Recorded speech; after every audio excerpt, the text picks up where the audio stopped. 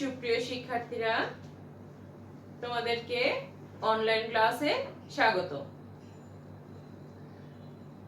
গত পূর্বের ক্লাসে আমরা জীবের অবস্থা সম্পর্কে জেনেছি। আজকে আমরা জানব ঠোঁটের অবস্থা সম্পর্কে। ঠোঁটের অবস্থার দু ধরনের বৈশিষ্ট্য লক্ষ্য করা যায়। এক হচ্ছে ঠোঁটটা গোলাকৃত অথবা অগোলাকৃত অবস্থায় থাকতে পারে এবং ঠোঁটটা খোলা অবস্থায়ও থাকতে পারে। এই হচ্ছে ঠোঁটের বৈশিষ্ট্য। ঠোঁটের এই অবস্থা ভেদে স্বরধ্বনিগুলো গোলাকৃত, তাহলে অগোলাকৃত, তারপরে মানে হচ্ছে আবার খোলা স্বরধ্বনি হিসাবে বিবেচনা করা হয়। তাহলে গোলাকৃত স্বরধ্বনিটা কি? গোলাকৃত স্বরধ্বনিটা হচ্ছে যেসব স্বরধ্বনি উচ্চারণের সময় ঠোঁটটা গোলাকৃত হয়, সেই স্বরধ্বনিগুলি হলো গোলাকৃত স্বরধ্বনি। তাহলে গোলাকৃত স্বরধ্বনিটা কি কি হতে পারে? গোলাকৃত স্বরধ্বনি গোলাকৃত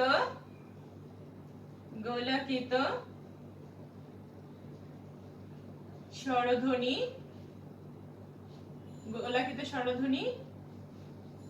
গোলাকৃত স্বরধ্বনিগুলো কি কি হতে পারে? গোলাকৃত স্বরধ্বনিগুলো হলো হচ্ছে স্বরেয়, ও আর হচ্ছে ও। এগুলো হচ্ছে গোলাকৃত স্বরধ্বনি। আর অগোলাকৃত স্বরধ্বনিগুলো কি কি? মানে হচ্ছে গোলাকৃত স্বরধ্বনিটা হচ্ছে এখানে এখানে, এটা হচ্ছে গোলাকৃত। আর অগোলাকৃত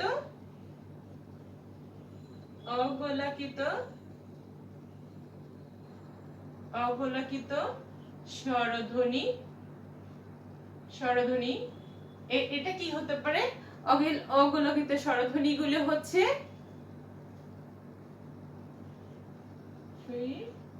এবং এ, রস্বই এবং এ। আচ্ছা, এখন এই অগোলাকৃত স্বরধ্বনিটা হচ্ছে যেই সব স্বরধ্বনি উচ্চারণে ঠোঁট গোল না হয়ে বিস্তৃত অবস্থায় থাকে, সেগুলোকে বলা হয় অগোলাকৃত স্বরধ্বনি। এখন হ্রস্ব ও দীর্ঘস্বর। হ্রস্ব ও দীর্ঘস্বরটা কি? যেই সব স্বরধ্বনি উচ্চারণের সময়টা কম লাগে তাদেরকে বলা হয় হ্রস্বস্বর, আর যেই সব স্বরধ্বনি উচ্চারণের অপেক্ষাকৃত বেশি সময় লাগে তাদেরকে বলা হয় দীর্ঘস্বর। এখন হ্রস্বস্বর স্বরধ্বনিগুলো মানে হচ্ছে কি, সেগুলো কি কি? সেটা হচ্ছে স্বরেয়, হ্রস্বই, হ্রস্ব এবং ঋ। দীর্ঘস্বর এটা কি হয়? এটার স্বরধ্বনিটা কি হবে? এটা হবে স্বরেয়া, দীর্ঘই, দীর্ঘ, এ, ওই, ও এবং ও। এই গেল হচ্ছে তোমার ঠোঁটের অবস্থা। এবার আসি কোমল তালুর অবস্থা কি হবে।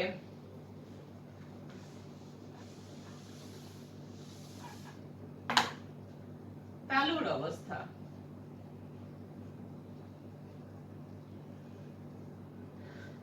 অবস্থা, তাহলে তালুর অবস্থাটা কি হবে? কোমল তালুর অবস্থা হবে বাংলা মৌখিক স্বরধ্বনি হলো 7টা, আর আনুনাসিক স্বরধ্বনি হচ্ছে 7টা।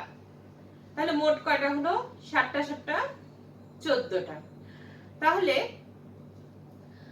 মানুষের মানে মুখের মধ্যে কোথাও না কোথাও বাধা পেয়ে যেসব ধ্বনি উচ্চারিত হয় তাকে বলা হয় আবার ব্যঞ্জন ধ্বনি। যেমন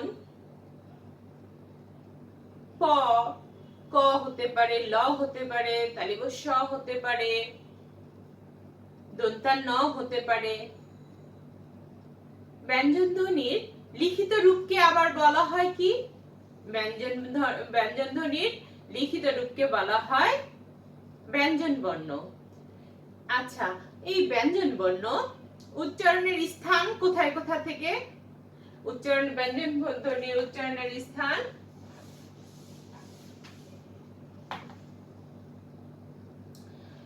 ধ্বনির উচ্চারণের স্থান হচ্ছে এক হচ্ছে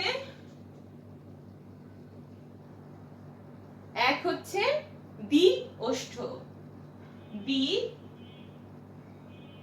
ওষ্ঠ।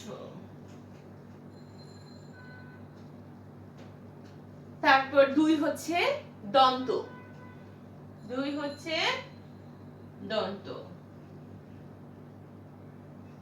3 হচ্ছে দন্তমূলীয়, 4 হচ্ছে পরিবেষ্টিত, 5 হচ্ছে তালব্য দন্তমূলীয়, 6 হচ্ছে তালব্য, 7 হচ্ছে জিহ্বামূলীয়, 8 হচ্ছে কণ্ঠমূলীয়, কণ্ঠনালীয় সরি। তো এগুলো হচ্ছে ব্যঞ্জন ধ্বনি মানে হচ্ছে ব্যঞ্জন বর্ণের উচ্চারণের যে স্থান, এই উচ্চারণ স্থান অনুসারে ব্যঞ্জন ধ্বনিগুলো এভাবে পর্যায়ক্রমে আসে। তো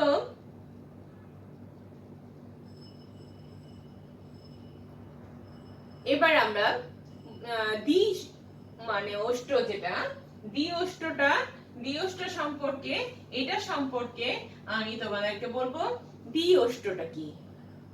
দ্বি ওষ্ঠটা হচ্ছে এক বা দুই ঠোঁট, অর্থাৎ উপর ও নিচের ঠোঁটের সাহায্যে, উপরের ঠোঁট আর নিচের ঠোঁট, উপর এবং নিচের ঠোঁটের সাহায্যে উচ্চারিত ধ্বনিগুলোই হলো দ্বি ওষ্ঠ। বুঝতে পেরেছো? তাহলে এটা কি হতে পারে? এখানে মানে হচ্ছে লাফ, নাম, তাপ, এই মানে তো তাপ লিখতে গেলে দেখো তাপ, লাফ, এখানে প, এখানে ফ, তাপ, লাফ, নাম, ম।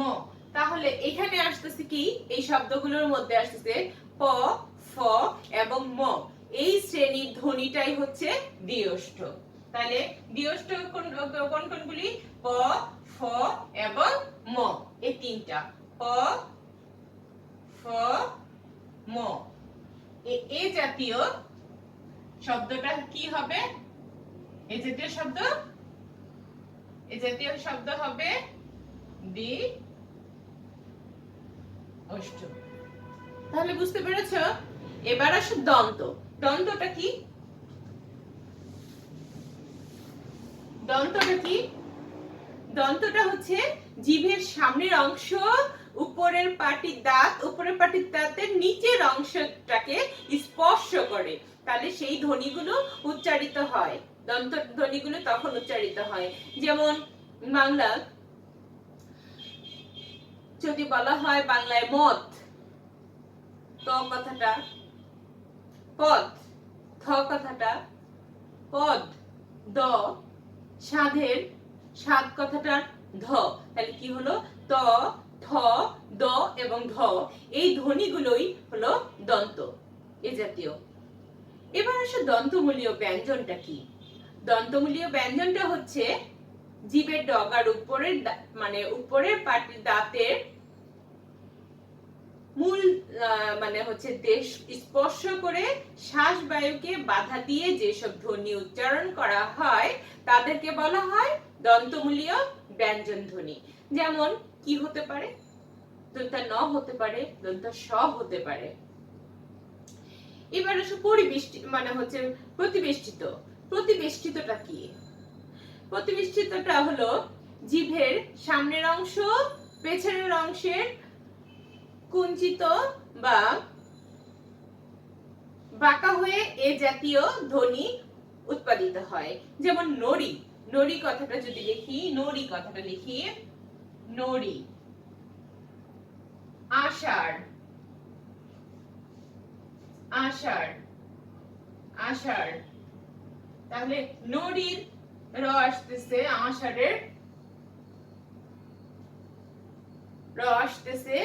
এখন আর কি হতে পারে? এই শব্দটা মানে এই শব্দটা কি জাতীয় শব্দ হবে? এই দুইটা ধ্বনিটা হচ্ছে প্রতিবেষ্টিত জাতীয়। তো এবার আসি তালব্য অন্তমূলীয়। জিভের সামনের অংশ উপরে গিয়ে শক্ত তালুর স্পর্শ করে তালব্য দন্তমূলীয় মানে ধ্বনি উচ্চারিত হয়। যেমন টাক হতে পারে, টাক লিখতে গেলে কটা টটা হবে, যেমন টাক, টাক কথাটা লিখলাম টাক, এই ট কথাটা আসবে। তারপরে হচ্ছে কাঠ, ধরো কাঠ, কাঠ লিখতে গেলে ঠ কথাটা আসতেছে। তারপর হচ্ছে ডাল, ঢাকা, ডাল, ডাল লিখতে গেলে দেখো ড আসতেছে, তাই এটা আসতেছে এই ধ্বনিটা। তো ঢাকা, ঢাকা, ঢ। তাহলে আমরা কি কি পাচ্ছি? এখানে ট পাচ্ছি, এখানে ঠ পাচ্ছি, ঠ পাচ্ছি, ড পাচ্ছি, ঢ পাচ্ছি। এগুলো এই জাতীয় শব্দ মানে ধ্বনি, এটা হচ্ছে তালব্য অন্তমূলীয়। এখন যেসব ধ্বনির উচ্চারণের স্থান তালু, তাদেরকে তালব্য ধ্বনি বলা হয়। তালব্য ধ্বনি যেমন পচন হতে পারে ছলনা, পচন, ছলনা, জাগরণ, ঝংকার, বাস। এই শব্দের গুলোর মধ্যে থেকে ছলনার পচনের চটা নিয়ে আসি, তাহলে চ।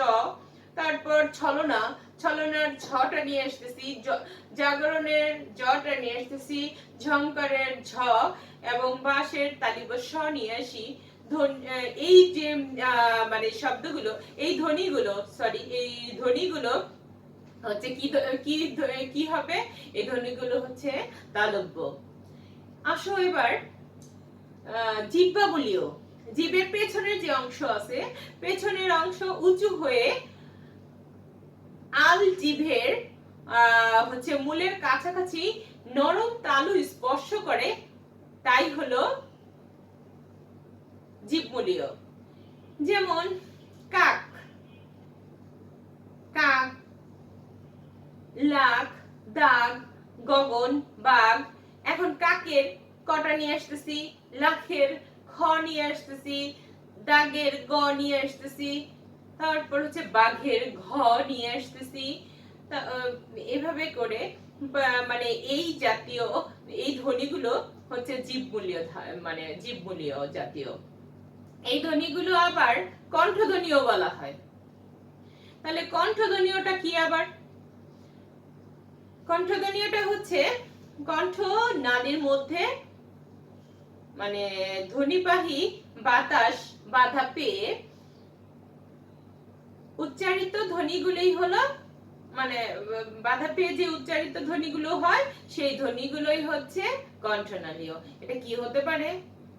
এটা হতে পারে হ, হতে পারে হ, হতে পারে কণ্ঠনালীয় গুলো হচ্ছে হ হতে পারে, বিষগর হতে পারে, হ হতে পারে, বিষগর হতে পারে।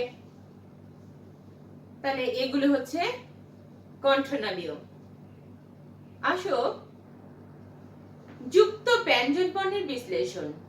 যুক্ত ব্যঞ্জন বর্ণের বিশ্লেষণ করতে গেলে আমি যদি বলি যুক্ত ব্যঞ্জন বর্ণ বিশ্লেষণ, তোমাদেরকে আজকে শেখাচ্ছি যুক্ত ব্যঞ্জন বর্ণ বিশ্লেষণ। এটা করতে গেলে যেমন বক্তা, বক্তা, বক্তাকে যে বলে তাকে বলা হয় বক্তা, আর যে শোনে তাকে কি বলা হয়? শ্রোতা। তাহলে বক্তা, বক্তা লিখতে গেলে কি হবে? বক্তা। তাহলে কি হবে? ব আসতেছে, তারপর আসতেছে অ, তারপরে কি আসতেছে? বক্তা কথা বলতে গেলে ব অ, তারপরে ব অ ক, তারপরে কি? অ, তারপরে ব অ ক ত আ, ব অ ক, এটা হবে ত, তারপরটা আ, ত, তারপরে হচ্ছে আ। এই এই ধ্বনিগুলো মিলে কি হলো? ধ্বনিগুলো মিলে হলো বক্তা। এখানে দ্বিতীয় বর্ণটা ক প্লাস ত, এর মূল রূপ পরিবর্তিত হয়ে কি হয়েছে? এটার মূল রূপটা পরিবর্তিত হয়ে এখানে কয়তো, কয়তোটা এভাবে হয়েছে না বক্তা? তাহলে মূল রূপটা পরিবর্তিত হয়েছে। তাহলে যুক্ত ব্যঞ্জন বর্ণ আবার কয়েকটা ধরন হতে পারে। সেই ধরনের মধ্যে হচ্ছে দ্বিব্যঞ্জন। দ্বিব্যঞ্জন হচ্ছে একই ব্যঞ্জন পরস্পর দুইবার ব্যবহৃত হয়, এই জন্য বলা হয় কি দ্বিব্যঞ্জন। দ্বিব্যঞ্জনটা যেমন উচ্চ, উচ্চ কথাতে কি আসে? উচ্চ কথা যদি বলি আমি উচ্চ, উচ্চ, তাহলে উচ্চ চয় চ, চর সাথে আবার কি হচ্ছে? চ যুক্ত হচ্ছে, চর সাথে চয় চ, তো তার মানে কি এখানে চ প্লাস চ, চয় চ, উচ্চ। সাধারণ ব্যঞ্জন যুক্ত হচ্ছে দ্বিব্যঞ্জন, ব্যঞ্জন ছাড়া সব ব্যঞ্জন সংযোগকেই সাধারণ ব্যঞ্জন, সাধারণ যুক্ত ব্যঞ্জন বলা হয়। যেমন লক্ষ্য, লক্ষ্য ক্ষীয়টা কি হয়? ক্ষীয়টা হচ্ছে ক আর স যুক্ত করলে ক্ষীয় হয়, ক আর স, লক্ষ্য। দেখো লক্ষ্য, লক্ষ্য, তাহলে এখানে কি ক প্লাস হচ্ছে স, ক প্লাস স। এখন আসো বক্ষ, বক্র, সরি বক্র, এই ক্র, তাহলে এখানে কি যুক্ত হচ্ছে? কর, কর সাথে র যুক্ত হচ্ছে, ক্র, কর সাথে র যুক্ত হচ্ছে। তাহলে দুইটা ব্যঞ্জনের সংযোগ ক আর ততে কি হয়েছে? ক আর ততে আমি যদি বলি ক যোগ ত, তাহলে এটাতে কি হবে? ক যোগ ত। তাহলে এখানে কি কয় তো লিখতে পারি? কয় তো লিখতে পারি। তাহলে কয় তো দিয়ে কি হতে পারে? একটা এখানে একটা শব্দ, বর্ণ থেকে শব্দ বানাও। কয় তো থেকে রক্ত হতে পারে, রক্ত হতে পারে। তারপরে ধরো দ যোগ ধ, দ যোগ ধ, দ যোগ ধ কি হতে পারে? দ যোগ ধ, এটা হবে দয় ধ। তাহলে এটা কি? এটা দিয়ে শব্দ, শব্দ বানালে কি হবে? বৃদ্ধ, বৃদ্ধ। ঠিক আছে, এবার আসো মানে হচ্ছে দুইটা ব্যঞ্জন ব্যঞ্জনের সংযুক্ত দেখালাম। তারপরে তিনটা যদি বলি, তিনটি ব্যঞ্জনের সংযোগ, এটা হলো দুটি ব্যঞ্জনের সংযোগ দেখালাম এতক্ষণ।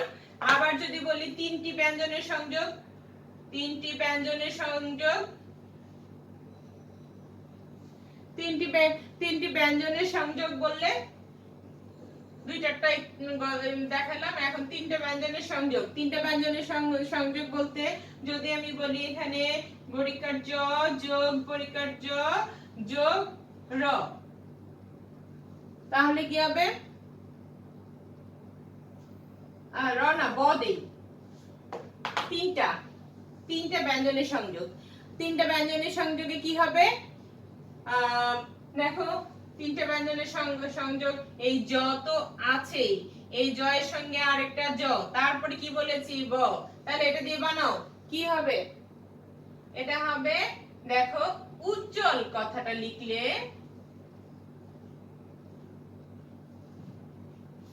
কি এটা হয়? শব্দটা হয় উজ্জ্বল।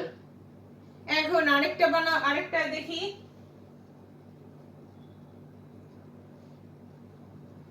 ম যোগ প যোগ র, এটা দিয়ে, এটা দিয়ে, এটা দিয়ে হবে ম প আর র ফলা। এখন দেখো র, তাহলে কি হলো? এখানে কি হতে পারে শব্দ? সম্প্রদান, ময় প্রদান। তাহলে এই যে দেখো, এই যে তিনটি ব্যঞ্জনের সংযোগ। এবার আসি চারটি ব্যঞ্জনের সংযোগ। তাহলে এখানে চারটি লিখি। তিনটা তো শিখলাম, এবার চারটি ব্যঞ্জনের সংযোগ শিখবো। চারটি ব্যঞ্জনের সংযোগ, চারটি ব্যঞ্জনের সংযোগ কি হতে পারে? ন যোগ ত যোগ র যোগ কি হবে? জ। চারটি হলো। এখন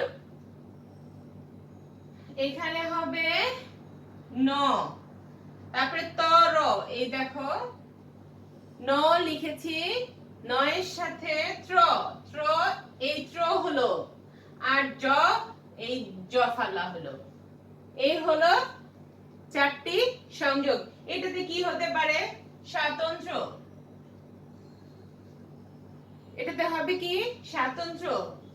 ছয় বয় আকার নয় ত ন।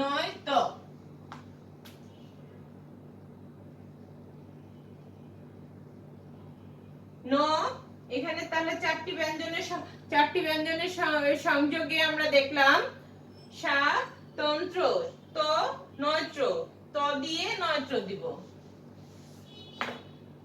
ত দিয়ে নয়ত্র। আচ্ছা, তাহলে আছি আমরা কি শিখলাম? দুটি ব্যঞ্জনের সংযোগ, তিনটি ব্যঞ্জনের সংযোগ এবং চারটি ব্যঞ্জনের সংযোগ কিভাবে করতে হয়। আজকে তাহলে এই পর্যন্তই। তোমরা ভালো থাকো, সুস্থ থাকো, এই কামনা করে আজকের মতো বিদায় নিচ্ছি। আল্লাহ হাফেজ।